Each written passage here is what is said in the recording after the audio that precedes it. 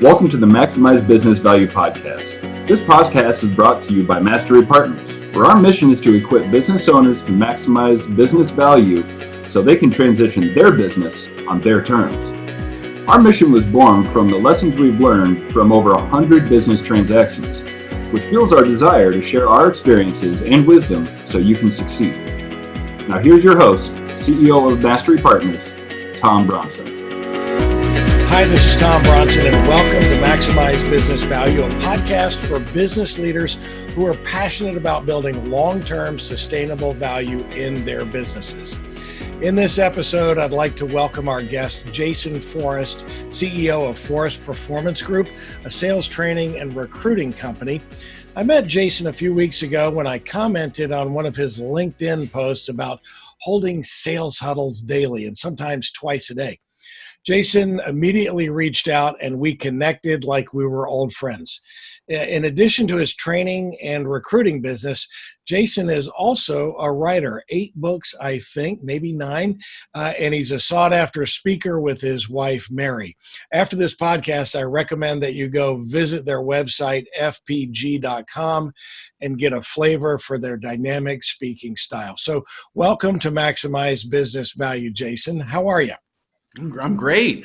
Yeah, it's funny. I'm not a big fisherman. I don't like fishing because I think it's too boring. But I like fishing for money. I like fishing for prospects.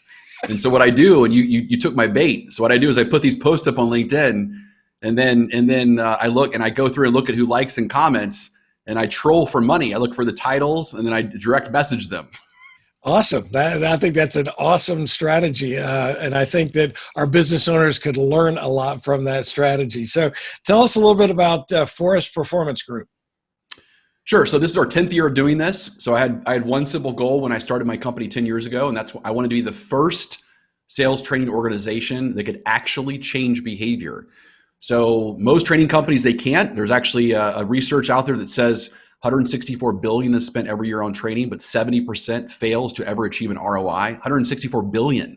So we've decided I became obsessed. I want to be in that 30%. How do we do that? And so that was really my focus 10 years ago when I started the organization. I wrote a book. One of my books I wrote was called WTF, which stands for Why Training Fails, obviously.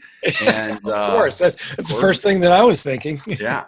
So I wrote the book there, and then of course other books on sales coaching, and my most recent book's called The Mindset of a Sales Warrior. I say that in March, I wrote a quick Kindle book that I wanted to give out to the world on Kindle. It's called Selling Through the Chronovirus.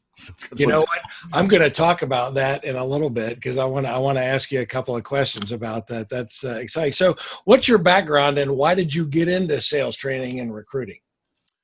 Yeah, so I was very fortunate. Most people, when they think of the word sales, they think of, some kind of negative 4-letter word. Well, I grew up in a very positive sales family. So my father owns the oldest jewelry store in Dallas. And since I was a little kid, he's always been in sales, And my Sunday school teacher was Zig Ziglar. How cool is that? Yeah, I was really blessed with that. My mom is a debate coach and teaches public speaking. It's 78 years old at a college. And so I was just kind of like brought up in this programming of motivational speaking and selling and mindset and all that stuff, right? And so that was really me. And so I've only had sales jobs and then, went into management and then decided to create my own company. And that was that. That is an incredible background. How fortunate you were to grow up with those great role models in mind. Lots of them, it sounds like. I want to talk a little bit about your most recent book, which is, of course, The Mindset of a Sales Warrior. So right after we talked a couple of weeks ago, I downloaded and then devoured the book. Like you, I read a lot, probably 50 books a year. Having spent a significant portion of my career in sales, I think, by the way, that every CEO should be the chief salesperson in their organization. I read the book thinking that perhaps I'd find out a few things that I could challenge you on here today, but dadgummit, every chapter just rang true. So in the book, you dive deep into 42 specific components of the mindset of a sales warrior. And I was looking for something I could disagree with, and I never found it. So what I'd like to know is, and what maybe you can share with our audience is, what is the difference between a sales warrior and the average everyday sales consultant? Yeah, that's great. So if everyone kind of picture a pyramid, and at the bottom level of the pyramid, you would write the word kind of follower. So think of a salesperson that's a follower. They're always kind of waiting. Really great, maybe an account manager. They're kind of waiting on a customer to tell them what they want. And then right above that, you have a helper. That's actually the majority of salespeople out there. Those sales consultants you're talking about. The helper is really, it's all about relationships. It's all about, friendships. And eventually people will buy from me. There's not a lot of assertiveness in that. And then above the line, you create a profitable sales professional, and that's a leader. And a leader is a great salesperson. They lead the sales process. They follow a process. But the last component is a warrior. And a warrior is an advocate for your organization. They're an advocate for your organization. So a great example of a warrior is usually the CEO or the founder, not necessarily the CEO, but the founder, right? Because the founder is the artist. They're the original visionary that if you were to attack them and say something negative about their product or service, they would like buck up and they would feel like, no, let me tell you why you're wrong. Like they would get kind of, upset about that. Well, that's a warrior. A warrior is an advocate in the sense of they believe so much in the benefits of what you are offering, what they are offering, that they believe it's the biggest mistake of a customer's life to not go with them. They believe that if a customer is spending less, they're getting less. And so their job is to advocate for the product and service they represent, as well as advocate for the customer's best interest. Because a customer doesn't necessarily know what they don't know. They're not the expert of whatever their role. Like in your case, you're the expert in how to sell a business and make top dollar. And so I don't know what I don't know. And so I would give you kind of my omakase. I would give you my respect, right? But at the same time, though, the problem is that so many salespeople out there, they don't have that internal conviction, that internal advocacy. And there's a lot of reasons for that I can go into. I mean, in the book, I talk about 42 specific reasons why they don't. But that's the basic idea. That's what a warrior is. One of the things that frustrated me that you jumped right out, I think, in the first section of the mindset was one of the things that's always frustrated me is that thousands of companies do everything they can to avoid the word sales. Right? You talk about that in your book that, account managers or relationship people or whatever, but we just avoid calling people salespeople. Why is that, and how can we go fix that problem? So the reason we got ourselves in this problem is we had a couple of bad apples that spoiled the bunch, right? So you have the Wolf of Wall Street maybe thing going on. You had the boiler room. You had you just had some Glenn Ross. You had some people in the past that did some crooked things, like Bernie Madoff is a crook. But he technically, if you actually look at what's interesting about Bernie Madoff is that the process that's used, this is where people get really hung up. So I'm going to try to explain this as well as I can. The process of the world's best sales professional, the world's best sales warrior, is the same process as the world's best con artist, Bernie Madoff. Wow. So the mistake that people make is that back in the early 80s, what they would look at is they said, well, we don't want to be the Bernie Madoffs. We don't want to be these manipulators, these con artists, these crooks. And so that's what selling is. No. That's what manipulation is. That's what manipulation is. And so what they did is they said, okay, well, we don't want to be that anymore. So what we want to be instead is a sales consultant, an account manager, a relationship advisor. We want to change all of it. What ended up happening, and this is what's sad, is that what ended up happening is that now you had the con artists, the manipulators that had the most persuasive processes, mindset, and language patterns in order to convince their customer to choose them. But then the good guys didn't have all the weapons anymore. So we had this whole soft selling revolution that happened in the early 80s with, again, consultative selling. There's a lot of them out there, integrity selling. Again, they're great products, but what they do is they reinforce this notion of make a friend, make a sale.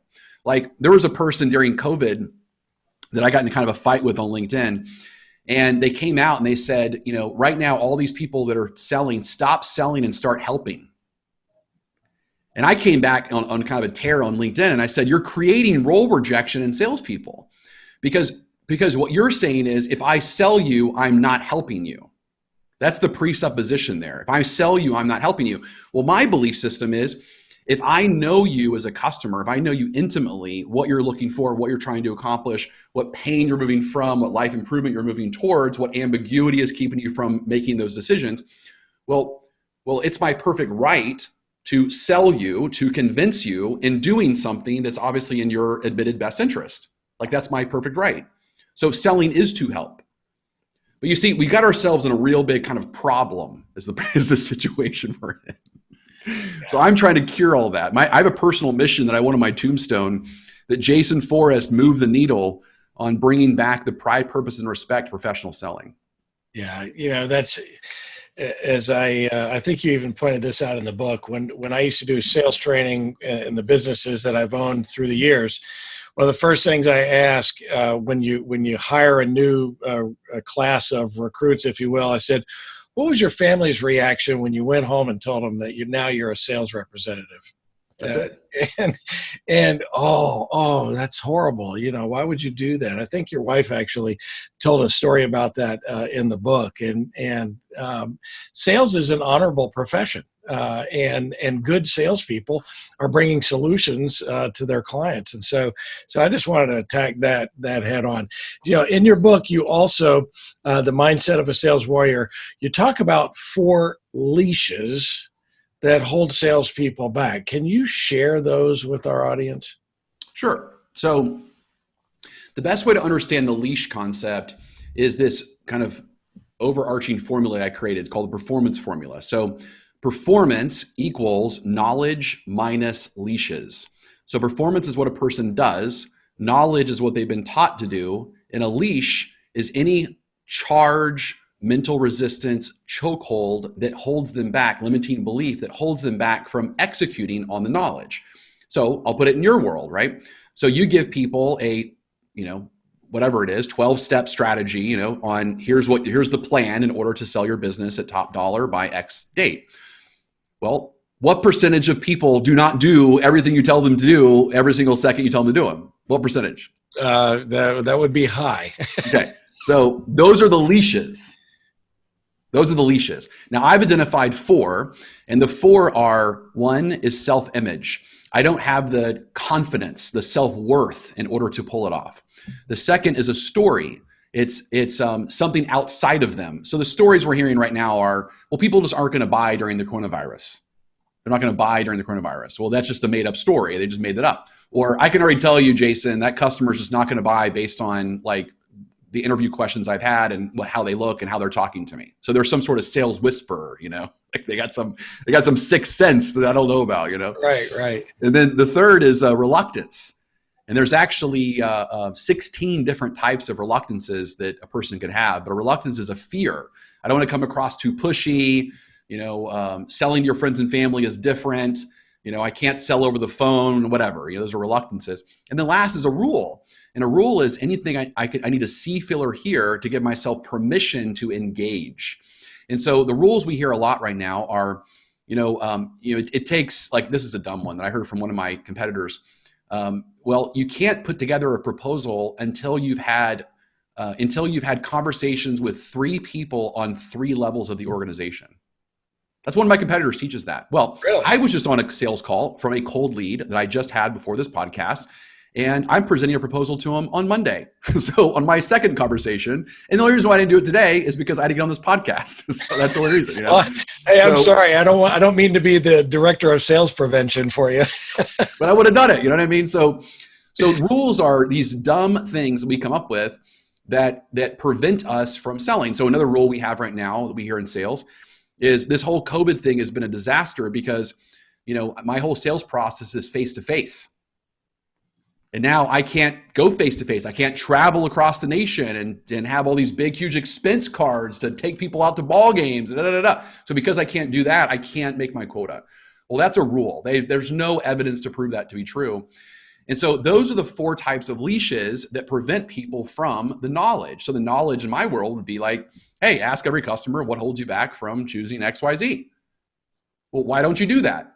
Well, self-image. I don't feel confident with the answer they're going to respond with. Story, I can already tell you they're not going to buy, so why would I ask that question? Rule, I'm afraid I'm going to come across too pushy. I'm sorry, reluctance, I'm come across too pushy. Or rule, I haven't earned the right yet. It's only my first conversation with them. So what I do in the book, in my entire, again, we have a recruiting program, a sales training program, and a coaching program where we will identify the salesperson that has those 4 types of leashes. And on the recruiting side, we make sure that we recruit people who don't have those leashes to start off with, which is great. If you're already a salesperson, we can teach how to unleash those leashes. And then on the coaching side, we can teach the managers how to remove those leashes as well. Yeah, that's brilliant. You know, there's so many different components of each one of these. You call them leashes that hold folks back. I love that term. You know, confidence not only in yourself, but even confidence in your products. Right? Mm-hmm. You know, you can tell a sales guy is spoiled if he's lost confidence in the product for whatever reason. You know, I hear over and over again from salespeople, well, I got to make sure that it's exactly the right fit. You know, in my world, you know, in software sales, in almost any product sales, if you can find an 80% fit, it's almost a perfect fit. And then you work around the other things. And you know, if the sales rep doesn't have confidence in his own product, then he's not going to convince anybody that this is the right solution. It's almost like, you know, raising money for a charity. You can't raise money unless you're first a believer, right? Yeah. Well, Tom, to yes and that, the line I use is there's no such thing as a unicorn product or service. So right. Every customer is looking for the best blank with the lowest price, with their time frame, their qualifications, et cetera. But what I always tell people is no one offers that. So just let go that your competitors don't have that. You don't have that.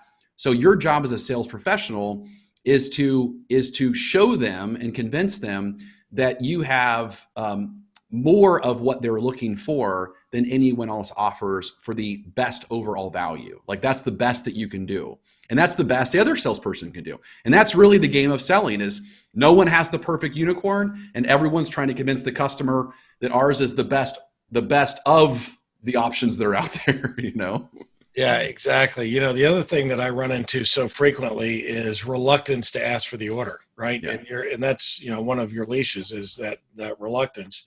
And I tell folks a story. My dad, you know, was a business owner like your dad, you know, did a great job. He was not a salesperson though. He did everything he could back in the, you know, the 70s and 80s to learn how to sell, and, you know, took the Dale Carnegie courses and things that were available at the time. And he learned a way to ask for an order that wasn't asking for an order, that, you know, he just got down to the point where he felt like that it was time to close the sale. And he would just ask a simple question like, well, which color do you want, blue or brown? Mm-hmm. And if they answered that question, you got the order, right? Yeah. And I'm astonished with many of our clients, and as we're working with clients, we do touch on sales, of course, as a part of our review of the overall performance of the organization. But as I listen to their sales calls, if they're recorded or I can watch them on video, I'm just astounded at the number of salespeople that are just not hearing the buying signals and not asking for the order when that's at the end of the day what they were hired to do. What do you think about my dad's approach of which color would you like? Yeah, well, that's very similar to what I teach. So we have a process called the 5-4-3 sales process. It just got listed, our Warrior Selling sales training got listed as the second best sales training program in the world by Global Gurus, which we're very proud of. We beat out Sandler and Grant Cardone, and we had all of them, which we're very proud of. But our process, the 3 steps at the end, is exactly what you just said. It's great. So here are 3 different options that we can present, you know, that we believe they're right for you. Here's the advantages of option 1. Here's the advantages of option 2. Here's the advantages of option 3. Of the 3, which one would you say is your favorite? Great. So based upon that, does that mean you're definitely not going forward with option 1? You're in between option 2 and 3. Great. So based upon that, are you definitely moving forward with us, or is there someone else you're considering? You're considering someone else. Great. So before we talk about someone else, let's just narrow down, of the 2 options remaining, which one do you believe is the one that you would go forward with the most? Great. So it sounds like option 3 is the right one for you. So tell me what you like about option 3 compared to XYZ competitor. Great. So that's basically our process. So it works really well. I love that. It's a formula. When you and I talked before, sales is paint by numbers, right? I mean, if you understand the process and you understand how it works, then it's as simple as training your mind to go through all of those things. So we're going to take a quick break. We're talking with Jason Forrest, and we'll be back in 30 seconds. Mastery Partners equips business owners to maximize business value, so they can transition on their own terms using our 4-step process. We start with a snapshot of where your business is today. Then, we help you understand where you want to be and design a custom strategy to get you there. Next, you execute that strategy with the help of our amazing resource network. And ultimately, we help you transition your business on your terms. What are you waiting for? More time? More revenue? If you want to maximize your business value, it takes time. Now is the time. Get started today by checking us out at masterypartners.com or email us at info@masterypartners.com to learn more. We're back with Jason Forrest, CEO of FPG, and we're talking about sales. So sales and growth are two of the primary drivers of business value. And of course, that's what we focus on here at this podcast, helping business owners maximize business value. As I think about our clients and other business owners, and as they are recruiting for sales, what would you say are the most important traits of top sales professionals? I love that. And just to play with you for a second, because I don't know everything about what you teach, but I always say there are 2 problems in business. There are sales problems and all the other problems. Right.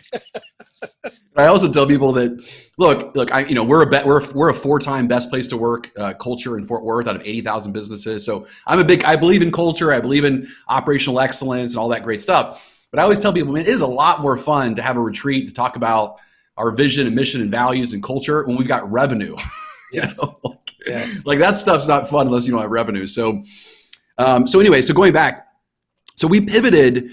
I love the question about the traits of a top producer, because we pivoted our company over a year ago, where we now will recruit for people, and it's just been disrupting. We've disrupted the whole sales recruiting industry by combining the recruiting company, an assessment company, and a training company into one. And so we'll go find a fearless sales warrior, top grade them based upon the existing people, use assessments to validate the results. I'm a master practitioner on neuro-linguistic programming, so we have NLP questions to make sure they have the right mindset. And then we put them through a 90-day program and then guarantee their results, right? So it's awesome, and we're having tremendous success with it, and it's great.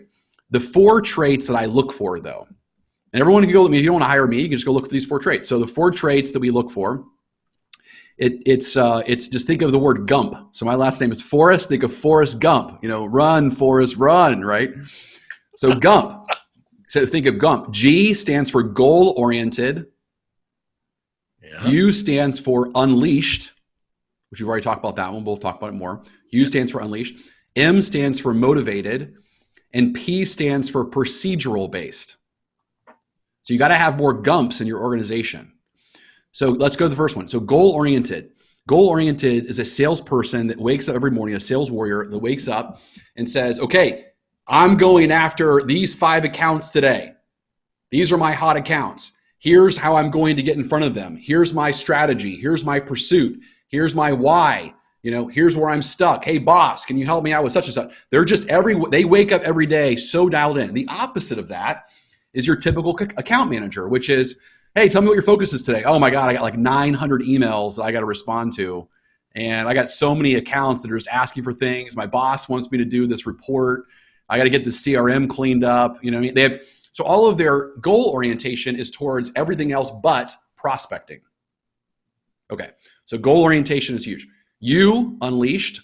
We already talked about that. Self-image, stories, reluctances, and rules. M stands for motivation. So I'm not talking about like energy, general energy. I'm talking about energy towards prospecting, energy towards being an advocate. So someone can have high goal orientation, but just they don't have sufficient energy to do it all day long. I mean, it's a lot of work. I mean, like for me, and I personally send out 20 to 25 bomb videos every single day. and I'm on LinkedIn constantly working it, and so is my team. And I set the standard. I always tell my team, I said, my goal is to be the least successful salesperson on the team. So I tell them, I'm your pace car. I'm your pace car. So I will always do the minimum. You better not ever do less than me though. I'm going to be doing the minimum, So that's the motivation. And then last is procedural base. And that's a fun one. So again, like I said, we've got about 1,000 hours of neuro-linguistic programming training. So NLP stands so neuro is brain, linguistics is the way we talk to ourselves and others. Programming it's been proven that the way we talk to ourselves and others can program our brain wiring. So how someone speaks can say a lot about what they were going to end up doing, right? So one of the meta patterns in NLP is, are you option-based or procedural-based? This is actually really good for you, Tom, when you're interviewing the people you want to work with. Right. So an option-based person is every day is a new day, every day is different. Okay. Procedural base is every day's might be different, but I just do the same thing in the exact same way every day. So like Warren Buffett, the richest guy in the world, every day he wakes up and he goes to McDonald's and gets a, whatever, right? And so he has the same thing he does every single day, Another guy, David Mandrich, who's worth, I don't know, 50 something million dollars, the CEO of MDC Holdings, wakes up every single morning at 4:30, he gets on his elliptical, reads the Denver Post, and then he, takes a shower while he's listening to audiobook. And, it's just like this set routine that he does every single day, right? And so procedural base is very important because most people think that selling is some sort of like magical art form that every customer is different. And that is just not true. The top producers follow a step-by-step process. And so if you were to ask a top producer, hey, so tell me about your process, they would say, oh, well, first I do this, and I do this, and I do this, and I do this. And they just know it. Well, everyone else would say this. Tell me about your process. Oh, well, every customer is different. So you don't want to hire that. You don't want to hire that. So I'll give you, you want a simple interview question? Yes. This is a good one. This is one that you can actually use too. And now in your world, I would assume the people that you're working with is the visionary, and those visionaries are probably more option-based. Okay. So visionaries are more option-based, which is why, we all heard the story, right? A visionary starts the company. The reason why they fail the company is they don't find an integrator, right? They don't find some operational person to create procedures and process and so forth. Right. So normally visionaries are more option-based, but a great interview question is, hey, tell me about how you got into the job that you're in. Okay. So what's interesting about that question is that a visionary type person will answer more of a why-based question. So they'll say, oh, I wanted to, like for a salesperson, oh, I want to help a bunch of people. I want to make a bunch of money, et cetera, right? Yep. A procedural-based person will give you a story. So if you were to ask me, hey, and by the way, I messed up the question. I know this sounds horrible on a podcast, but I messed up the question. It's tell me why you got into this business. Got it, yeah. Okay.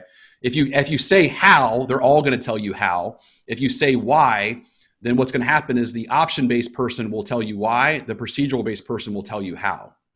But if you say how, they're both going to tell you how. Does that make sense? Got it. Yep. I just want to make sure I clear it up for everyone. So the question is, hey, tell me why you got into sales. Okay. So again, the option-based person will say, well, I got into sales because I like people, I like making money, blah, blah, blah, right? I like flexible hours. The procedural-based person will tell you a story. So if you were to ask me, I would say, so you would say, so why did you get into training? The first time this was ever asked to me, my NLP coach, I said, you know what? That's a funny story. Her name was Susan. I said, this is a funny story, Susan. I said, first I was a sales manager and then the position got eliminated and all of a sudden the position came open for training. And I've always liked training. I liked Zig Ziglar. And so I decided to interview for the position. Turns out I got it. I was pretty good at it. And then all of a sudden I realized I wanted to start my own company. So I left, started my own company. And here I am at, see how I'm telling a story like step by step by step. Yep. I never said I wanted to help a bunch of people change behavior. You know what I mean? I didn't say that. I like to speak for a living. Like none of that why came out of me. Oh, that's awesome. I love that. So it's a trick with the brain. Yep. And so it's great. So it's a meta pattern. There's so many questions you can ask about the meta patterns, but what my recruiters do is they have a series of these questions, about 100 questions that they are screening. And what they're doing is they're asking these questions of the candidates to figure out their meta patterns. And then what I have personally done is I have created the cheat sheet for my recruiters. And so they're basically looking through, and if they answer the Jason way, then they get a plus. If they answer not the Jason way, they get a minus. And they have to have so many pluses to kind of move on to the next level for our clients that we're recruiting for. So tell me about the types of businesses that you recruit sales for. Oh my gosh, everyone. So, I mean, we're talking to an IT company. We've got banks, we've got home builders, we've got, architects, we've got, Komatsu, big commercial machines. I mean, everyone. That's awesome. Sales is a fungible skill, right? It can move from place to place. And so you're looking for these same things, regardless of the type. One of the things that you mentioned there in Gump, now, by the way, you're forever known to me as Forrest Gump, right? Yeah. Well, that was, hey, by the way, so when I was in high school, I could run. I was the rush linebacker at Dallas Jesuit, and I had a 4.240, right? Oh yeah. But I ran, and so that movie came out around when I was in high school. Well, unfortunately, I ran upright. So I ran. I could run like the wind blows, and I really could. I could run so fast, but I would run the ball, right, and everyone would run, Forrest, run. And so back then, it really hurt my feelings, but I've gotten over it now. Yeah. Kids are cruel that way, but boy, I've heard a lot of stories like that recently. One of the things you mentioned though was goal, and I was fortunate enough to have a sales management position early in my career, and as this is back when we would get in a car and go drive to clients and carry a bag and you go walk in and talk to folks, and it still happens a lot, but more and more sales, and of course during this pandemic sales are going on this way over Zoom calls and things like that, but I would always ask the same question as I was riding with our sales reps. We would get to our destination, and just as we were pulling into the parking lot, I'd say, okay, what is the goal? What is the outcome we're looking for in this call? And when I first got the position, and the sales reps that worked for me, they would go, well, no, I just want to introduce you here. And I'm like, well, then we could do that over the phone, or I could send them a letter. Why are we here? Or what are we trying to close? Are we trying to close something? And got them into the mind frame of we have a goal with this call. And if we didn't have a goal, any outcome works, right? And then you walk out and you think it's a successful call, and you didn't do anything but have a conversation. If you have a goal, then you can actually approach that goal. So I love that goal is the G in Gump, and I just got lucky enough to stumble onto the fact that you got to have a goal, not only for your day, not only for what you want to accomplish long term, but what is the goal for this call right now? What do you think about that? Well, of course, I love that, and I think that's. And I'm all about another NLP concept. It's everything starts with an outcome frame, and that's what you ask. I know you ask of your clients too. It's yes. What are you really trying to accomplish? Like, what do you want by selling your business? What are you looking to achieve with that money? What's the purpose of it, right? So you always start with the outcome frame, and then as humans, the way our brain's wired is we're all teleological. So there's a fun word in our brain called the reticular activating system. It's actually in the back of our brain, right? And so that's our goal-seeking mechanism. It's been taught since the beginning of time with Think and Grow Rich and Psycho-Cybernetics and As a Man Thinketh and everyone, right? So, but that's the idea. So whenever you can coach a salesperson to tell me what the outcome is, what the purpose of this visit, you're actually programming their reticular activating system to be locked onto that. And the other thing I would say, Tom, which is fun, is what I always tell people is the difference between a friend and a sales warrior is a friend has a conversation to achieve resolution to make money. Wait a minute, that's a friend, or is that the warrior? That's the sales warrior. The difference between the friend and the sales warrior, right, is the sales warrior, and maybe I said it wrong. Between a friend and a sales warrior is a sales warrior has a conversation to achieve resolution, to make money, to move some sort of sale forward, right? That's the purpose of it. Yep. If I'm having a conversation with you to not achieve resolution, to make money, then we're friends. Yeah. Exactly. which is fine. It's just not the purpose of the job description. Which I call a random walk in the woods, right? It's just a random walk in the woods. So you say also that 64% of sales reps miss their quota in year one. So why is that, and what can be done about it? Oh my goodness. Okay, so there are A several loaded question. several things. Okay, I'll rattle off a few. Right. So number one, they don't have sufficient product training. Number two, they don't have sufficient brand training. Number three, they don't have sufficient finance deal training. So you got to sell the deal and then sell the finance, the money, just like you sell the product and service. Number four, they haven't been taught the process. They haven't been taught the process of selling, and they haven't been taught the language of selling. Number five, they've got stories. Number six, they got reluctances, and then obviously rules and self-image.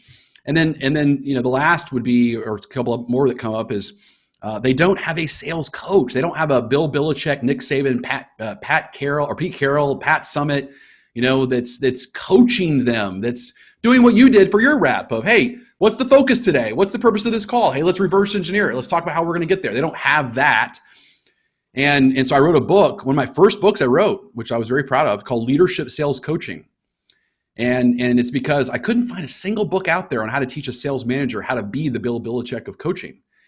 And so what I did is I went and studied all of them. I studied Pete Carroll, Bill Belichick, Nick Saban. I studied Bill Walsh of the 49ers. I studied all of them. And my pre-frame was a salesperson is an athlete, and they should be coached like an athlete, not managed like an employee. So then I wrote that book. So this mindset book is 42 strategies. The coaching book is 75 strategies, by the way. Wow. So I wrote the book on, okay, well, what would Nick Saban do in this situation? What would Pete Carroll do in this situation? And so I came up with 75 things as if they were coaching your sales team, what they would do. Well, that book, I'm very proud to say, is now used at High Point University in North Carolina as a third of their MBA for sales leaders. So that's a pretty cool no kidding. concept. Yeah. I've got a great friend of mine, a college roommate that is a professor there. So I will. Now we've got something else to talk to him about when we talk next. I'm a huge fan of High Point. Again, I went to Texas Christian University, but I'm a huge fan of High Point because High Point, is doing what schools need to be doing. And that is they're saying, you know what, forget these professors that are not practitioners. And instead, they go and hire practitioners. They go and hire retired, like in this case, sales executives for whatever.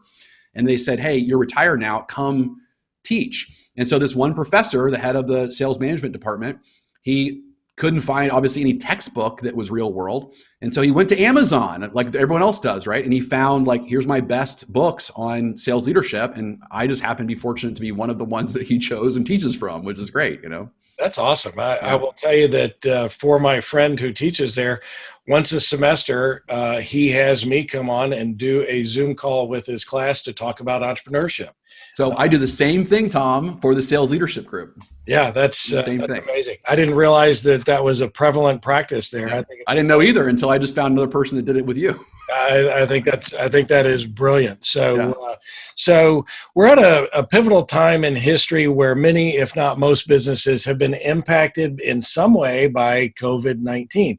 So you mentioned earlier that you caught some grief about jumping out early with some advice for creating a growth strategy during turbulent times like this.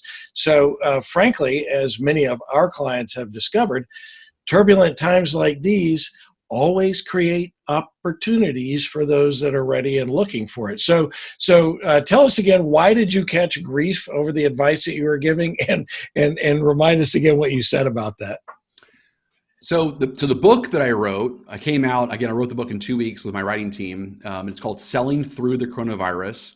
You can get it on Kindle for $1. So I just wanted to get it out and help as many people as I possibly could because I was getting kind of annoyed with the incorrect advice that was being taught. So I just wanted to get it out there. It achieved best-selling status that week, which I was very happy about in the sales category. So it did well.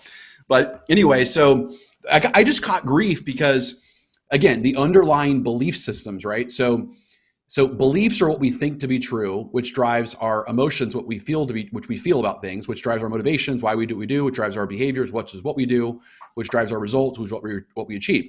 Now, where do we get these beliefs? We get these beliefs from our programming. Programming is our parents, culture, political party, etc. So Like, for example, there's a stat that actually says that 90% of all people that have a certain political party, like 90%, so if they're Republican or Democrat, they acquired that from their parents. There's like 10% that actually made a decision for themselves that says, you know what, I think I'm going to switch sides. I think I want to do something different, like it's just crazy, right? So unfortunately, we're really just a bunch of kind of mindless, drones that just, that like just get plugged into the matrix, and the matrix just tell us how to think, And so we got to take the pill and see things differently. And so I just got some grief around that. But what I did in the book, and again, I have all the book is actually very tactical. You can read the whole thing in an hour. It's just a bunch of tactical things of language and mindset and strategies you can say to, move sales forward during coronavirus. And so like one of the things I said in the chapter is in the book is I said, we're in an uncertain time right now, but we're also an interesting time. And some might even say an opportunistic time. For example, Warren Buffett says, be opportunistic when others are fearful and fearful when others are opportunistic. Yeah, that's actually a line. Like that's actually a language pattern. And so that's in NLP, that's called match, pace, lead. And so I taught that strategy to our clients. And so clients would say, clients would say something like, I'm just not sure if it's a good time to invest in your product. And then my response back is, oh, I'm curious. Well, this is what I taught. I'm curious. Why would you think that way? Well, because of blank, blank, blank. And what are you hearing from our competitors? Well, they're also kind of talking about it's doom and gloom out there. It's a little bit scary. Well, the first thing you would say is, well, that's them. That's not us.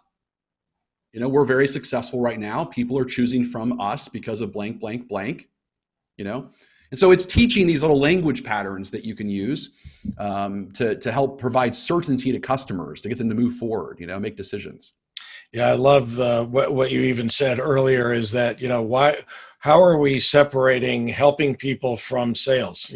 That's great salespeople are helping people. So why are they mutually exclusive? I just think that that's such a prevalent mindset out there. So one last thing, Tom, I know I'm kind of going on a limb here, but remember the whole reason why we're giving, unemployment checks to people is because people are not spending money. Right? Right. What do you think great salespeople do? Spend money. Get people to spend money. You see? Yes. So I'm teaching people how to convince people to spend money. Yes. If there are more sales warriors out there that could convince people to spend money and put money back into the economy, you would not need the government to give people money. Yes. Yeah. I think I'm a patriot, Tom. Yes. I'm a patriot. You're not going to find an argument here. So real quickly, what sets FPG apart from other sales training and recruiting businesses, other than the fact that you're Inc. 5000 and big award winner? What sets you guys apart? I mean, the biggest thing is that again, most recruiting companies that are out there, they don't know salespeople, and the ones that do know salespeople, they don't use assessments, which I think is a huge integrity problem. I think it slows it down. The ones that do use assessments use personality assessments. We use behavioral assessments based on fear, which is more accurate. We also use cultural assessments. And then we're the only ones that we know of that put people through a 90-day sales training program. And if anyone else does a training program, I know at least it's not the second best in the world. So not only do we do a training program, we also do the second best one in the world for those people, guaranteeing their performance. And we do it all for a flat rate. So I was just on a sales call right before this, and I said, I'm curious, why haven't you used a recruiter yet? And they said, well, they want a percentage and da-da-da-da-da. And so, but again, the person I was competing against, they didn't use assessments. They don't use NLP questions. They don't know salespeople, and they don't have a guarantee, and they use a percentage. It's crazy. Wow. So one last question, and we'll start to wrap up here. This podcast is all about maximizing business value. To you, Jason, what is the most important thing that you recommend business owners do to build value? Ooh, that's a great question. Okay, I would say they need to do some very strong soul searching on why is my product or service truly better? And I would do a little, like, I'm gonna bring my mom out right now. Okay. So my mom's 78. Again, she was on the first team for North Texas to beat Harvard in national debate. She's an amazing debate teacher, amazing speech teacher. And what she taught me when I was a kid is, in debate, it doesn't matter what you believe, it matters what you can prove in the court of law. Right? So many times I ask business owners, I'll say, so great. So tell me, so you're charged $20,000 more than XYZ competitor. Tell me why. And then they just give me some yucky answer. Oh, we're better quality. The other day I was talking to someone and I said, do you realize that Walmart says they're quality?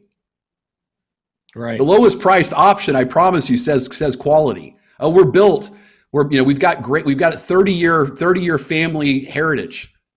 Okay, so do they. If you're $20,000 more, then you better be able to prove in a court of law what is the evidence to support it. You got to tell me why and prove it, not just on your yucky belief system. And I would say that's the fastest way you can prove value is you guys go spend several hours, figuring out what are our competitions doing, what are we doing, what's our blue ocean, and then the salespeople better memorize that stuff. And when they're asked, like the other day, I was asked by someone, hey, why are you X percent more expensive than the other two training companies we're looking at? And my first question was, I said, well, do you want to play at an X percent higher level? That's my first thing I said back. Right. And then I said, well, there's several reasons why we're X percent more expensive. I said this and this and this and this and this and this and this. I went through it. And I said, based upon that, I said, we can definitely take those things away. And then we would be able to charge you the same price that they're charging you, like our custom videos, our relevancy, all the things we're doing. And I said, would you still move forward with us if we were that? And he said, no, I like all those things. I said, great. So we're X and more expensive than they are, but we do all those things that you want. And if we took those things away, you wouldn't pay for it. And so I would gladly give you permission right now to spend more and get more. What do you think? And the guy said, yes. So I think that's brilliant. That's brilliant. It's real simple though. It's transparent. It's clean, Yeah, I love that. And make sure that you communicate that through the sales organization and that they memorize it. I love that. So I know I said that was the last question, but I do have a bonus question. And if you've watched the podcast and our listeners and viewers know this, I have to ask my favorite question, and that is, what personality trait has gotten you into the most trouble through the years? Oh, easily. No tact. No tact? No tact. Yeah, I think I might be socially dyslexic. That's awesome. So when I was a kid, I would go to like cotillion, and all kinds of etiquette schools my parents would send me to, and that was the number one thing that I got in trouble for was I don't have any tact. Fortunately, I'm a consultant now, so it's totally fine. Yeah, exactly. Well, how can our viewers and listeners get in touch with you? Great. Yeah, I'd love to talk to you. I would email me directly at jason@fpg.com. Shoot me an email. Love to have a conversation. Website, fpg.com. As well as I got a free gift for everyone. Who doesn't want a free gift? So if you listen to this long, you're going to look at the free gift. So if you go to warriormindsetbook.com, you can actually get the Mindset of a Sales Warrior book for free. You just pay shipping and handling. And then there's some, I'm not going to lie to you, there's some upsells in there, there's some additional value that you can get, like the audio version. You can get some success guides, some goal setting guides, some coaching sessions, all kinds of extra stuff. I mean, I think the entire package is like the most expensive is like $120. So it's not really that much, but it's a great deal. warriormindsetbook.com. I recommend it to all of our listeners. I got to tell you, it was a great, easy read, and I thoroughly enjoyed it. Of course, I listen on Audible as well, so I got kind of the bonus conversation between you and Mary. So that was awesome. So this has been so much fun, Jason. Thanks for being our guest today. You can find Jason at his website fpg.com or on LinkedIn, or email him, or reach out to me. I will be happy to make a warm introduction. This is Maximize Business Value Podcast, where we give practical advice to business owners on how to build long-term sustainable value in your business, even during challenging times like these. Be sure to tune in each week. Follow us wherever you found this podcast. Be sure to comment. We love comments and we respond to all of them. So until next time, I'm Tom Bronson, reminding you to find ways to build sales warriors while you maximize business value. Boom. Thank you for tuning in to the Maximize Business Value Podcast with Tom Bronson. This podcast is brought to you by Mastery Partners. where our mission is to equip business owners to maximize business value so they can transition on their own terms. Our mission was born from the lessons we've learned from over 100 business transactions, which fuels our desire to share our experiences and wisdom so you can succeed.